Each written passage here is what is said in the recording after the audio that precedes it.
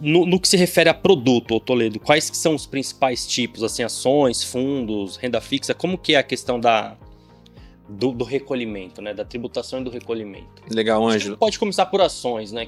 Acho que ações é o mais comum, assim, pelo menos o que às vezes o investidor tem mais interesse.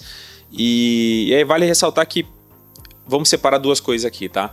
Então, nós estamos dizendo que existe a declaração anual de imposto de renda, mas existem os impostos que você tem que pagar sem ser na declaração, né? Então, como assim? Quando você for fazer a tua declaração anual, o que é recomendado? Você vai na corretora que você atua, né, no BTG, você levanta o informe de rendimento, todos os relatórios ali que vão servir como complemento para você fazer a declaração, e aí você vai declarar que você, por exemplo, tem ações da Petrobras, que você tem ações da Vale. Então, isso é algo que você tem que fazer na declaração anual. Entretanto, contudo, todavia, existem outros impostos. Por exemplo, em ações, existe o imposto sobre o ganho de capital. O que seria isso? Então, quando você compra uma ação, Ângelo, você pode vender ela de duas formas. No mesmo dia, que configura day trade, que eu sei que você sabe bem disso, e o swing trade, que é você comprar e vender no outro dia, depois de uma semana, depois de um mês, enfim. No caso de uma especulação. Exato. Mas é o fato de você vender isso em algum momento. Então vamos usar os exemplos. Se você comprar uma ação hoje, comprei Petrobras e vendi no mesmo dia, um valor acima, e depois a gente vai entrar nessa questão de limites, você precisa recolher 20% do que você teve de ganho de capital. Então, tive um lucro de R$1.000, 20% disso seria de imposto, tá? Existem uns pormenores ali, você pode deduzir o custo da corretagem, enfim, não vou entrar nesses pormenores. Sim, é bem técnico. Exato. Então, quando você faz o day trade, para quem está nos escutando, o que é importante? O day trade, que é você comprar e vender no mesmo dia, a alíquota no ganho de capital é de 20%. Quando você compra a Petrobras e vende uma semana depois, isso configura um swing trade. E o imposto em cima disso é de 15%. Tá? Então, dito isso, deixando bem fácil, essa é a diferença principal que vocês têm que ter noção. A gente poderia falar do imposto dedo duro, então quando você faz a venda, tem um 0,05, se eu não estou enganado, já é retido, chama assim imposto dedo duro, que a Receita já sabe mais ou menos ali. Retém na fonte. Retém na fonte, exatamente. Mas isso aqui é só mais uma curiosidade. Então, ações. Eu fico me perguntando, Toledo, onde que é essa fonte, né? Que eles tanto retêm essa fonte, porque eu quero lá que tanto de imposto que vai para essa fonte, gente. Algum dia pegar um dinheiro nessa fonte, aí eles têm uma moeda ali. É uma fonte dos desejos, né? Mas vamos lá. Exato. Toledo, eu prometo, tá, pessoal, interferir menos na resposta do Toledo, tá? Então, se eu ficar quieto aqui é porque eu tô ouvindo ele, porque eu tomei um puxão de orelha aqui recentemente no Investir, que eu interfiro muito na explanação dos participantes, tá, Toledo? Mas vamos lá, então. Separou day trade, swing trade, sendo 20% e 15% a alíquota. Exato. No lucro, né? No lucro. Tá, e beleza. Beleza. Então, assim, ações, vocês têm que saber que é isso, 15% e 20%. Mais pra frente eu vou explicar algumas outras coisas. Para fundo imobiliário, é 20% acima do ganho de capital, independente se você comprou no mesmo dia ou se você vendeu no mesmo dia ou se vendeu depois. Então, eu tive um lucro de R$1.000, 20% em cima do que você ganhou, tá bom? Então, eu faço essa distinção, por quê? Porque aí começa a ficar um pouco complicado. E os dividendos? Se você é pessoa física, né, não vai ter tributação. Então, sempre vem à tona essa questão de tributar ou não o dividendo, mas hoje, o dia que nós estamos gravando, não tem nada que vai tributar os dividendos das ações ou os dividendos dos fundos imobiliários. Tá? Isso para o investidor é muito positivo, porque, vou dar um exemplo, a gente está trabalhando um produto que ele vai ter um retorno de mais ou menos 16% a 17% ao ano líquido. Isso muito voltado aos dividendos. Então, esse dividendo vai cair isento para a pessoa física. Então isso é muito positivo. Poxa, mais de 1,2 ele é o mês líquido caindo na sua conta. Então, em mercados desenvolvidos, como no caso do mercado americano, os REITs, que são como se fossem os fundos imobiliários, ou até mesmo as ações, pagam tributo. A gente pode entrar na discussão se isso é correto ou não vou entrar nesse mérito agora. Mas, regrinha de bolso, ações vendendo no mesmo dia 20%, depois 15%, e fundo imobiliário, que é muito conhecido, você tem 20% no ganho de capital. Tá? E dividendo para pessoa física é isento. Nos dois casos, né? Ações e FIIs. Exato. E aí, por que eu faço essa distinção? Porque você é investidor, muito possivelmente opera ou procura esse tipo de aplicação. E agora vamos falar de ações, tá, Ângelo? Existem alguns pormenores, como eu comentei. Porque assim, existe algo muito poderoso chamado prejuízo a compensar. Então, muito cliente, ele olha lá, poxa, tô com 5% de prejuízo nessa ação e faz sentido vender ela, mas, poxa, por que eu vou vender no prejuízo? Não é de todo ruim, porque pode ser que aquela ação não tenha mais potencial de valorizar. Tem potencial agora só de cair. Só que se você vender esse prejuízo, vamos pensar que a gente teve um prejuízo, Ângelo. Agora peguei o papel aqui para ir anotando, tá? Então eu tive prejuízo numa ação de R$1.000, tá? Isso aqui é o prejuízo a compensar. E aí, se você utiliza uma calculadora de imposto de renda, que no caso do BTG a gente tem e é gratuita para ações. Boa. E é muito. Não, depois que a gente conseguiu isso aí para ações, fundos imobiliários, ETFs, é muito positivo porque todo esse histórico mês a mês ele já mostra para você. Então vamos pensar que em janeiro você teve R$1.000 de prejuízo vendendo uma ação, tá? Em fevereiro, vamos pensar no seu caso, tá, Ângelo? Então, em fevereiro, você vendeu as suas ações e teve R$2.000 de lucro. Primeira pergunta que você tem que se fazer é: no mês de fevereiro, Ângelo, você vendeu mais de R$20.000 no total? Então, você foi lá, no total de venda deu R$30.000 e com esses R$30.000 você teve R$2.000 de lucro. Sim. Tá, então você vai ter que pagar, vai ter que emitir a DARF para pagar imposto sobre o ganho de capital. Porque existe uma isenção que se você vender menos de R$20.000 em ações em um mês, você não precisa recolher a DARF. Tá? Então, vende 15.000 com lucro, vendeu menos de 20, não tem problema. Mas estou dizendo que o Ângelo vendeu R$30.000 em ações e teve R$2.000 de lucro. Qual que vai ser o imposto que o Ângelo vai ter que pagar? Aí que entra a questão do prejuízo a compensar. Porque você teria que pagar 15% de R$2.000, porque é o imposto sobre o ganho de capital que você teve. Só que você já tem um prejuízo a compensar de janeiro. E aí, em vez de você pagar em cima de R$2.000 menos 1.000, você vai pagar em cima de R$1.000, porque você compensou um prejuízo. Então, você que é investidor, se você ainda não tem uma calculadora de imposto de renda, como é o caso da que você tem no BTG gratuita, ou até mesmo existem algumas outras pagas, por exemplo, a Sencom, uma bem conhecida, isso ajuda muito você aí trazendo essa informação do prejuízo a compensar, que futuramente você pode utilizar esse benefício, tá? Porque senão você vai ter que ficar fazendo isso na mão, você tem chance de perder essa informação. Você vai acabar fazendo igual eu, tá, pessoal? Acumulando planilha aí de 5, 6 anos para trás, aí, tudo anotado, mês a mês, e tem hora que eu fico olhando essas planilhas aí e me dá até vontade de chorar. E aproveitando, tá, Toledo, a gente gravou um vídeo muito bom com o Gustavo de Gasperi, que ele é head de renda variável do escritório, e onde ele mostra cada detalhe dessa calculadora de imposto de renda que o BTG oferece sem custo para os clientes. Então eu vou deixar o link aqui na descrição do episódio para quem tiver interesse. Muito bom, né? É excelente. Eu vou fazer uma conta para você que está nos escutando. Uma vez um cliente se tornou cliente nosso, ele não era cliente, se tornou cliente nosso com uma conta que eu fiz, que é a seguinte: quando você vai operar ações do BTG, você tem R$4,50 de corretagem. Algumas pessoas, mas eu gosto de operar pela Nuinvest porque é isenta. Eu falei, tá, vamos fazer uma conta. Você tem calculadora de imposto de renda? Tenho. Quanto que você gasta por ano? Gasto R$200. R$200 ao ano. Ok.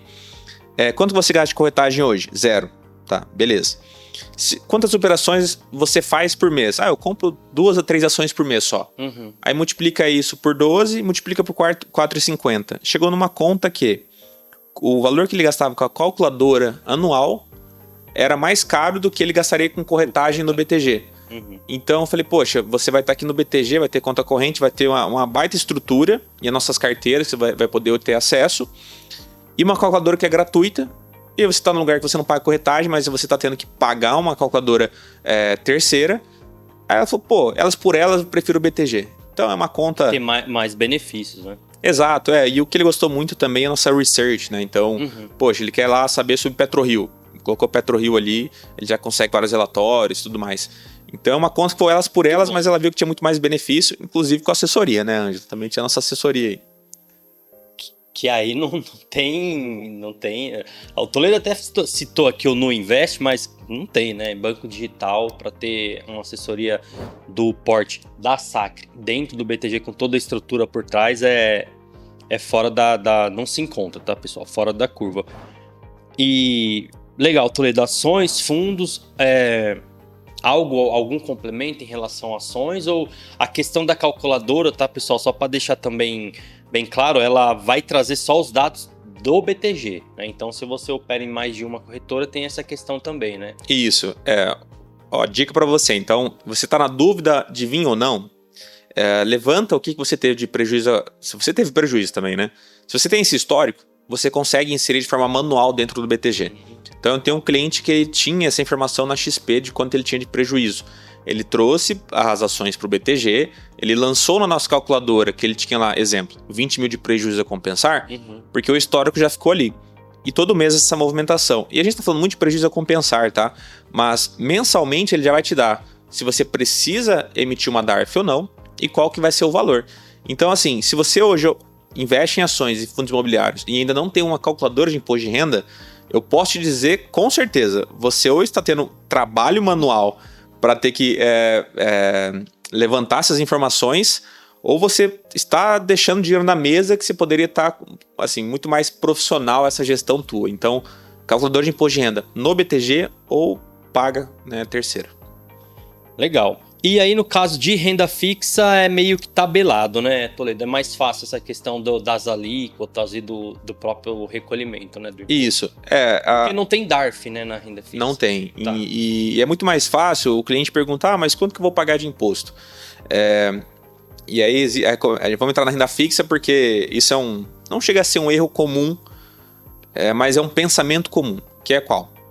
As pessoas acham que todo investimento que ele não tem imposto, ele sempre será melhor. Não necessariamente. Então, vamos explicar aqui a renda... Eu vejo na própria tratativa dia a dia aí de questão de produto, os assessores e até o próprio mercado faz questão de ressaltar quando um produto é livre de IR, né? Porque eu acho que dói, né, pagar o IR. Dói, porque assim, quando você fala que é isento, é aquela sensação de, por exemplo, não estou pagando nada para o governo. Não estou pagando a conta. Exato. E aí entra uma questão assim, eu tenho um cliente meu que toda aplicação tem que ser isenta. Porque ele falou, Arthur, eu não quero pagar nada pro governo. Né? Aí eu... tudo bem, né? Aí ele vai no mercado, poxa, paga lá, enfim, não vou entrar nesse mérito. Mas é uma questão dele que ele não quer investir nada que tem imposto. Só que pagar imposto é ruim? Não necessariamente. Então, se eu falasse assim pro Ângelo, você prefere algo que renda 14% ao ano, mas que tem imposto, ou algo que pague 10% ao ano líquido? Poxa, 14%, mesmo que você coloque o imposto ali, se a gente comparar, a gente tem um termo aqui na Sacra que é comparar banana com banana, maçã com maçã. Então dá para eu comparar banana, que é os 14% bruto, com maçã, que é os 10% líquido. Eu tenho que colocar eu tenho que tornar esses 14 líquido para eu poder comparar, ou eu coloco imposto no que é líquido para poder ver, né, fazer essa comparação de forma correta. O peso equivalente, né? Exatamente. Porque nesse sentido eu consigo te falar, Ângelo, 14% ao ano bruto, mesmo que você pague imposto, será mais do que 10 líquido. Então, para facilitar as pessoas que estão escutando, renda fixa que tem imposto, ela é um imposto progressivo. Né? Então, ele inicia em 22,5% e reduz até 15%. Né? E como que isso reduz? Quanto mais tempo você deixa a aplicação, você vai chegar nessa líquida de 15%. Tá? Então, se você quiser colocar tabela progressiva, renda fixa, isso já vai ter ali os dias que você tem. Então, inicia 22,5%, 20%, 17,5%, 15% em cima do ganho. Tá? Então, renda fixa é mais fácil, não tem esses pormenores. Parte em 22,5%, né? Parte de 22,5%, correto. E é mais fácil, né? Pode chegar a 15%, né? Pode chegar a 15%. Tá. E aí tem as aplicações que são isentas, que é, por exemplo, uma LCI, uma LCA, um CRI, um CRA, uma debênture isenta. Isso para pessoa física. Tá. Então, a PJ sempre vai ter, né, Toledo? PJ, salvo exceções, por exemplo, uma igreja. Tá? Ela tem isenção. Tem algumas PJs... ela é uma PJ... Isso, que tem uma PJ que tem uma isenção.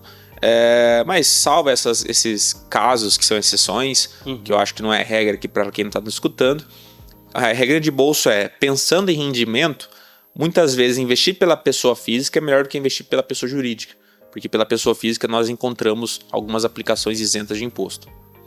Tá? Dá para ter uma vantagem. Exatamente. E aí, só para encerrar, no caso da da renda... e tem um ponto legal aqui também, eu não sei se não sei se cabe, tá, Toledo? E se você também tá por dentro, se não tiver, não tem problema. Mas é uma curiosidade. No caso da renda fixa, ele é cobrado sempre no resgate, né? E tem o come cotas também, que eu já ouvi falar, né? É só em previdência privada ou... Não, previdência privada não tem, né? Seria isso. Isso, perfeito. Beleza. Ângelo. Lembrei aqui dos episódios de outros carnavais, tá, pessoal? Que a gente gravei muito sobre Prev já aqui no Ouviu Investiu, e aí eu fui recuperando aqui. Bacana. Não, isso é aquela memória que tava lá no fundo e veio, memória boa. Legal. Então, assim, o Come Cotas é o seguinte, primeiro, ele não está dentro da renda fixa. Então, se você pensa em Come Cotas, não tem ligação com a renda fixa. Tá. O Come Cotas ele vai estar dentro da onde? Dos fundos de investimento. Quais? Primeiro vamos explicar o que é um fundo de investimento. Então eu e o Arthur vamos pensar que eu levantei R$1 bilhão com meus amigos. Os amigos meus são ricos, né? Levantei 1 bilhão com essa turma. Amigos aí, Toledo. O pessoal que da SAG levantei 1 bilhão, né? Cada um colocou um dinheiro. E aí com esse 1 bilhão, através da minha empresa, eu vou investir em renda fixa. Ou seja, eu constituí uma empresa que é um fundo, levantei um dinheiro e com esse dinheiro eu investi em renda fixa. Fundos de renda fixa, fundos multimercado, enfim, caracteriza mais esses dois fundos aqui. Fundos de ação, isso não se aplica. Existem o Come Cotas. Arthur, o que é isso? Então, assim, o que era comum? Os investidores pegarem o dinheiro, colocarem num fundo e ficar com aquele dinheiro ad eterno, ficar 5, 10, 15 anos. A perder de vista. E quando que o governo ganharia com essa situação? Apenas quando o investidor resgatasse, porque ele pagaria imposto sobre o rendimento no resgate. E aí o governo criou um negócio chamado Come Cotas. Então, os fundos, quando você investe nele, na verdade você está comprando uma cota, 2 cotas, 3 cotas. E 2 vezes ao ano, o governo muito inteligente, em vez de esperar o Ângelo, o governo ganhar só quando o Ângelo resgatar lá no final, ele antecipa isso. Então, em maio e em novembro, todo mês de maio e todo mês de novembro, existem os Come Cotas, que o governo ele antecipa esse imposto que você já ia pagar, só que ele antecipa nesses meses. Então, você foi lá e aplicou 100 mil. Aí 100 mil tá rendendo. Aí em maio, o governo... O leão vai lá pau. Como é que é o leão? Não dá pra pôr o rugido do leão. Eu não sei imitar se eu fizer isso aqui, acho que vai virar meme. Né? Então você aplicou 100 mil e aí em maio, o que tiver de imposto, o leão vai abocanhar. E esse 100, vamos pensar assim, era 110 mil. Agora o leão abocanhou, virou 109. Então volta, em novembro, ele tem esse formato... Ele sempre vai tirar um pedaço ali. Né? Exatamente. E por que isso é muito importante, Ângelo? Porque quando você faz uma conta de um fundo que tem Come Cotas contra um que não tem, o que não tem, ele tem um rendimento maior no longo prazo. E qual fundo não tem? O fundo de previdência. Então, a previdência, quando você também investe via fundo, a regulamentação ela não tem um Come Cotas. Então, a gente até tem um material legal sobre isso, que é mostrando o efeito do Come Cotas no longo prazo. Porque, vamos pensar o seguinte, você está rendendo 110 mil. E, em maio, esse 110 mil se torna 109. Então, o rendimento agora começa a partir dos 109 mil, vai subindo. Incide sobre 109. Exatamente. Na Previdência, isso não acontece. Então, chega lá em maio, final de maio, está 110 mil e continua rendendo sobre esse valor. Quando você coloca isso para 5, 10, 15 anos, a diferença é muito grande. Porque você vai antecipando esse imposto e isso dá muita diferença. Resumidamente... 2 vezes ao ano, né? 2 vezes ao ano, exato. Então, para quem está nos escutando Come Cotas, ele vai incidir dentro de fundos de investimento, né, de renda fixa, multimercado, não incide sobre o de ações e acontece 2 vezes ao ano, tá? Às vezes até o cliente pergunta, o que é esse valor que ele aparece como resgate lá? Por que teve resgate em novembro se eu não resgatei? Na verdade, quem me resgatou foi o leão. Foi lá e abocanhou esse montante da tua conta. De novo, aí não vou pedir pro Toledo imitar o leão, tá? E aí é legal, acho que a gente entrar nesse assunto, porque tem a ver com o imposto de renda também, tá, pessoal? E principalmente com estratégia de investimentos, né? Então, daqui a pouco o Toledo vai falar um pouquinho mais sobre estratégia, mas já igual, repetindo, né?